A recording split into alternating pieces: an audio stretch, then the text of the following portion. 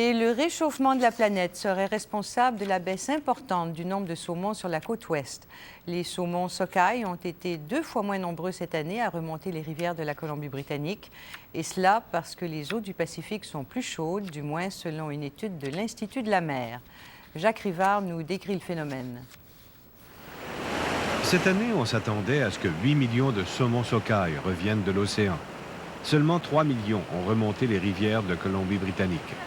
Conséquence, la pêche au saumon sockeye est maintenant interdite. En Colombie-Britannique, la flotte de bateaux est paralysée. J'ai pris 19 saumons cette année. Normalement? Normalement, je vais prendre quelques mille saumons. Devant de si piètres résultats de pêche, Guy Johnston a remisé son bateau en juillet, comme d'ailleurs la majorité de ses confrères. Au nom de la centaine de pêcheurs qu'il représente, il s'étonne que tant de saumons puissent disparaître ainsi lors de leur séjour dans le Pacifique, alors qu'ils n'ont jamais été si nombreux à quitter les rivières pour l'océan.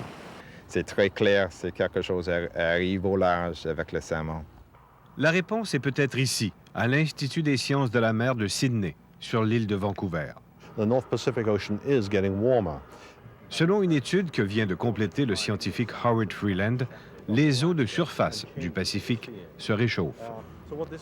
Selon le chercheur, cette couche d'eau de surface plus chaude crée une barrière qui empêche la montée de la nourriture des poissons, les phytoplanctons, du fond de l'océan.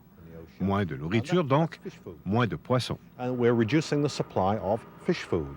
And this must be having an effect on the salmon.